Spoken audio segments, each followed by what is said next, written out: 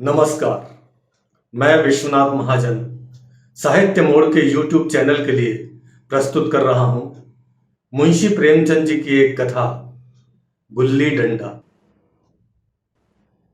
गुल्ली डंडा हमारे अंग्रेजी दोस्त माने या न माने, मैं तो यही कहूंगा कि गुल्ली डंडा सब खेलों का राजा है। अब भी कभी लड़कों को गुल्ली डंडा खेलते हुए देखता हूं तो जी लोटपोट हो जाता है। जी करता है कि इनके साथ जाकर खेलूं। न लान की जरूरत, न कोर्ट की, न नेट की, न थापी की। मजे से किसी एक पेड़ की टहनी काट ली, गुल्ली बना ली और दो आदमी भी आ जाएं तो खेल शुरू हो गया। विलायती खेलों में सबसे बड़ा दोष यह है कि उसके सामान महंगे होते हैं।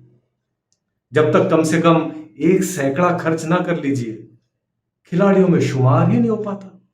यहां गुल्ली डंडा है कि बिना हर्र फिटकरी लगे रंग चोखा देता है।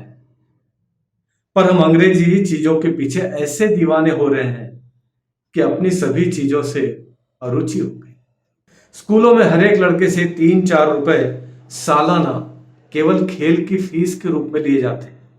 किसी को यह नहीं सोचता कि भारतीय खेल खिलाएं जो बिना दाम कौड़ी के खेले जाते हैं। अंग्रेजी खेल उनके लिए है जिनके पास धन है। गरीब लड़कों के सिर क्यों यह व्यसन मढ़ते हो? ठीक है, गुल्ली से आंख फूट जाने का भय रहता है। अगर हमारे माथे में गुल्ली का दाग आज तक बना हुआ है तो हमारे कई दोस्त ऐसे भी हैं जो थापी को बैसाखी से बदल बैठे। ये अपनी अपनी रुचि है। मुझे गुल्ली सब खेलों में अच्छी लगती है और बचपन की मीठी स्मृतियों में गुल्ली ही सबसे मीठी है। वो प्रातःकाल घर से निकल जाना, वो पेड़ पर चढ़कर टहनियां काटना और गुल्ली डंडे बनाना, वो उत्साह, वो खिलाड़ियों के जमघटे, वो पदना और पदाना, वो लड़ाई झगड़े, वो सरल स्वभाव जिससे छूत अछूत, अमीर गरीब का भेद बिल्कुल ना रहता था, जिसमें अमीराना चोचलों की, प्रदर्शन की, अभिमान की गुंजाइश ही नहीं थी। ये उसी वक्त भूलेगा जब घर वाले बिगड़ रहे हैं, पिताजी चौके पर बैठे वेग से रोटियों पर अपना क्रोध उतार रहे हैं, अम्मा की दौड़ केवल द्वार तक है, लेकिन उनकी विचारधारा में मेरा अंधकारमय भविष्य टूटी हुई नौका की तरह डगमगा रहा है। और मैं हूं कि पदाने में मस्त हूं। न नहाने की सुध है, न खाने की सुध है। गुल्ली है तो जरा सी, पर उसमें दुनिया भर की मिठाइयों की मिठास और तमाशों का आनंद भरा हुआ है। मेरे हमजोलियों में एक लड़का था, गया नाम का। मुझसे 2-3 साल बड़ा रहा होगा। दुबला, बंदरों की सी लंबी लंबी पतली पतली उंगलियां, बंदरों की सी चपलता, वही झल्लाहट। गुल्ली कैसी भी हो, पर इस तरह लपकता था जैसे छिपकली कीड़ों पर लपकती है। मालूम नहीं उसके माँ बाप थे या नहीं, कहाँ रहता था, क्या खाता था, पर था हमारे गुल्ली क्लब का चैंपियन। जिसकी तरफ वो आ जाए उसकी जीत निश्चित थी। हम सब उसे दूर से आते देख उसका दौड़कर स्वागत करते थे और अपना गुइया बना लेते थे। एक दिन मैं और गया दोनों ही खेल रहे थे। वो पदा रहा था, मैं पद रहा था। मगर कुछ विचित्र बात है कि पदाने में हम दिन भर मस्त रह सकते हैं, पदना 1 मिनट के लिए भी अखरता है। मैंने गला छुड़ाने के लिए सब चालें चली जो ऐसे अवसर पर शास्त्र विहित न होने पर भी क्षम्य है, लेकिन गया अपना दांव लिए बगैर मेरा पिंड ही नहीं छोड़ता था। मैं घर की ओर भागा। अनुनय विनय का कोई असर न हुआ था। गया ने मुझे दौड़कर पकड़ लिया और डंडा तान कर बोला, मेरा दांव देकर जाओ। पदाया तो बड़े बहादुर बन के, पदने के बेर क्यों भाग जाते हो? तुम दिन भर पदाओ तो मैं दिन भर पदता रहूं? हाँ, तुम्हें दिन भर पदना पड़ेगा। न खाने जाऊं न पीने जाऊं। हाँ, मेरा दांव दिए बिना कहीं नहीं जा सकते। मैं तुम्हारा गुलाम हूं। हाँ, तुम मेरे गुलाम हो। मैं घर जाता हूं, देखो मेरा क्या कर लेते हो। अरे घर कैसे जाओगे, कोई दिल लगी है? दांव दिया है, दांव लेंगे। अच्छा, कल मैंने अमरूद खिलाया था, वो लौटा दो। अरे वो तो पेट में चला गया, निकालो पेट से। तुमने क्यों खाया मेरा अमरूद? अमरूद तुमने दिया, मैंने खाया। मैं तुमसे मांगने ना गया था। जब तक तुम मेरा अमरूद नहीं दोगे, मैं दांव नहीं दूंगा। मैं समझता था न्याय मेरी ओर है। आखिर मैंने किसी स्वार्थ से ही उसे अमरूद खिलाया होगा। कौन निस्वार्थ किसके साथ क्या सलूक करता है? भिक्षा तक तो स्वार्थ के लिए देते हैं। जब गया ने अमरूद खाया, तो फिर उसे मुझसे दांव लेने का क्या अधिकार है? रिश्वत देकर तो लोग खून पचा जाते हैं। ये मेरा अमरूद यूं ही हजम कर जाएगा? अमरूद पैसे के 5 वाले थे, जो गया के बाप को भी नसीब ना होंगे। ये सरासर अन्याय था। गया ने मुझे अपनी ओर खींचते हुए कहा, मेरा दांव देकर जाओ। अमरूद समरूद मैं नहीं जानता। मुझे न्याय का बल था। वो अन्याय पर डटा हुआ था। मैं हाथ छुड़ाकर भागना चाहता था, वो मुझे जाने न देता। मैंने उसे गाली दी, उसने उससे कड़ी गाली दी, और गाली ही नहीं, एक चांटा जमा दिया। मैंने उसे दांत से काट लिया, उसने मेरी पीठ पर डंडा जमा दिया। मैं रोने लगा। गया मेरे इस अस्त्र का मुकाबला न कर सका। मैंने तुरंत आंसू पोंछ डाले, डंडे की चोट भूल गया और हंसता हुआ घर पहुंच गया। मैं थानेदार का लड़का एक नीच जात के लौंडे के हाथों पिट गया। ये मुझे उस समय भी अपमानजनक मालूम हुआ, लेकिन घर में किसी से शिकायत नहीं की। उन्हीं दिनों पिताजी का वहां से तबादला हो गया। नई दुनिया देखने की खुशी में ऐसा फूला कि हम जोलियों से बिछुड़ जाने का बिल्कुल दुख ना हो। पिताजी दुखी थे। वो बड़ी आमदनी की जगह थी। अम्मा जी भी दुखी थी। यहाँ सब चीजें सस्ती थीं और मोहल्ले की स्त्रियों से घराव सा हो गया था। लेकिन मैं मारे खुशी के फूला न समाता था। लड़कों में जीट उड़ा रहा था। वहां ऐसे घर थोड़ी होते हैं। ऐसे ऊंचे ऊंचे घर हैं कि आसमान से बातें करते हैं। वहां के अंग्रेजी स्कूल में कोई मास्टर लड़कों को पीटे तो उसे जेल में जाना पड़ता है। मेरे मित्रों की फैली हुई आंखें और चकित मुद्रा बतला रही थी कि मैं उनकी निगाह में कितना स्पर्धा कर रहा था। मानो कह रहे थे, तुम भगवान हो भाई, जाओ। हमें तो इसी उजड़ ग्राम में जीना भी है और मरना भी। 20 साल गुजर गए। मैंने इंजीनियरिंग पास की और उसी जिले का दौरा करता हुआ उसी कस्बे में पहुंचा और डाक बंगले में ठहरा। उस स्थान को देखते ही मधुर बाल स्मृतियां हृदय में जा उठी। मैंने छड़ी उठाई और कस्बे की सैर करने निकला। आंखें किसी प्यासे पथिक की भांति बचपन के उन क्रीड़ा स्थलों को देखने के लिए व्याकुल हो रही थी। पर उस परिचित के नाम के सिवा वहां और कुछ परिचित न था। जहां खंडर था, वहां पक्के मकान खड़े थे। जहां बरगद का पुराना पेड़ था, वहां एक सुंदर बगीचा था। स्थान की काया पलट हो गई थी। अगर उसके नाम और स्थिति का ज्ञान ना होता तो मैं उसे पहचान भी नहीं सकता था। बचपन की संचित और अमर स्मृतियां बाह खोले अपने पुराने मित्रों से गले मिलने को अधीर हो गई थी। मगर वो दुनिया बदल गई थी। ऐसा जी होता था कि उस धरती से लिपट कर रोऊं और कहूं, तुम मुझे भूल गई। मैं तो अब भी तुम्हारा वही रूप देखना चाहता हूं। सहसा एक खुली जगह में मैंने 2-3 लड़कों को गुल्ली डंडा खेलते हुए देखा। एक क्षण के लिए मैं अपने को बिल्कुल भूल गया कि मैं एक ऊंचा अफसर हूं, साहबी ठाट में, रौब और अधिकार के आवरण में। जाकर एक लड़के से पूछा, क्यों बेटे, यहां कोई गया नाम का आदमी रहता है क्या? एक लड़के ने गुल्ली डंडा समेटकर सहमे हुए स्वर में कहा, कौन गया? गया चमार? मैंने यो ही कहा, हाँ हाँ हाँ हाँ वही। गया नाम का कोई आदमी है तो शायद वही हो। हाँ है तो जरा उसे बुला सकते हो? लड़का दौड़ता हुआ गया और एक क्षण में 5 हाथ वाले काले देव को साथ लिए आते दिखाई दिया। मैं दूर से ही पहचान गया। उसकी ओर लपकना चाहता था कि उसके गले से लिपट जाऊं, पर कुछ सोच कर रह गया। बोला, कहो गया, मुझे पहचानते हो? गया ने झुककर सलाम किया। हाँ मालिक, भला पहचानूंगा क्यों नहीं। आप मजे में हो?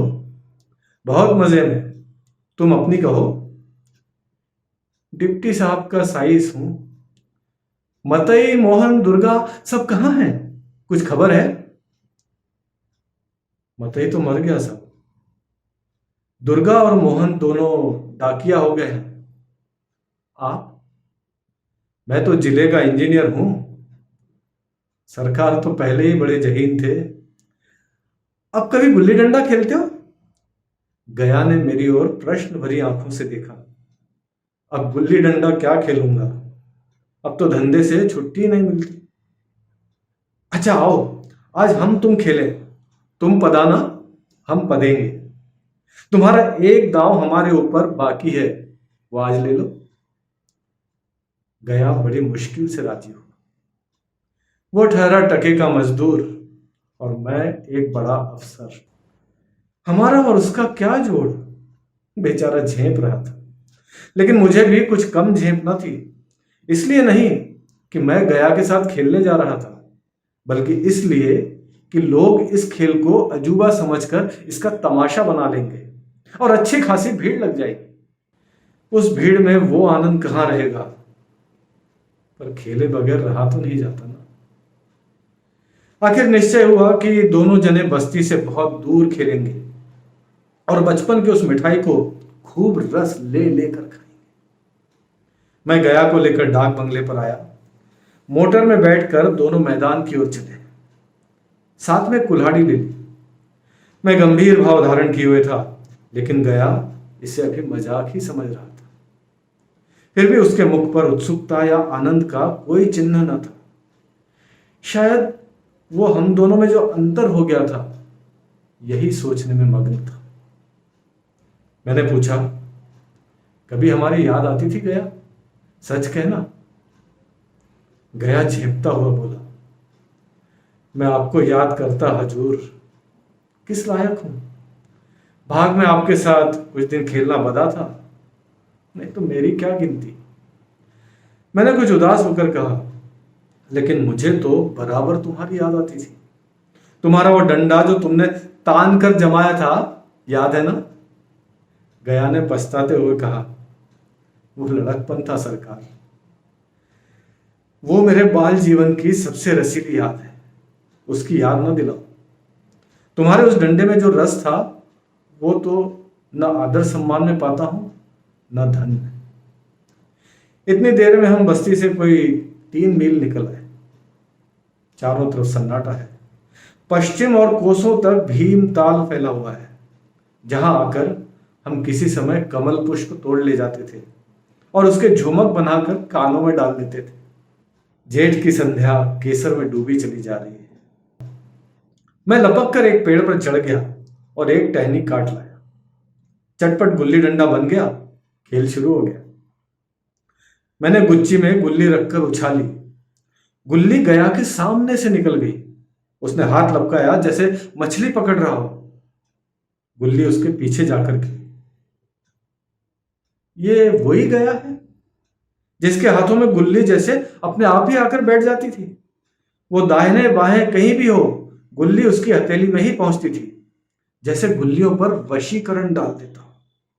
नई गुल्ली, पुरानी गुल्ली, छोटी गुल्ली, बड़ी गुल्ली, नोकदार गुल्ली, सपाट गुल्ली, सभी उससे मिल जाती थी, जैसे उसके हाथों में कोई चुंबक हो, गुल्लियों को खींच लेता हो। लेकिन आज गुल्ली को उससे वो प्रेम न रहा। फिर तो मैंने पदाना शुरू किया।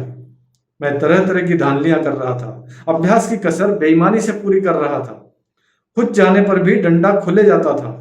हालांकि शास्त्र के अनुसार गया की बारी आनी चाहिए थी। गुल्ली पर ओछी चोट पड़ती और वह जरा दूर पर गिर पड़ती तो मैं झपट कर उसे खुद उठा लेता और दोबारा टाण लगाता। गया ये सारी बेकायदगियां देख रहा था, पर कुछ न बोलता था। जैसे उसे वो सारे कायदे कानून भूल गए। उसका निशाना कितना अचूक था। गुल्ली उसके हाथ से निकलकर टन से डंडे से आकर लगती थी।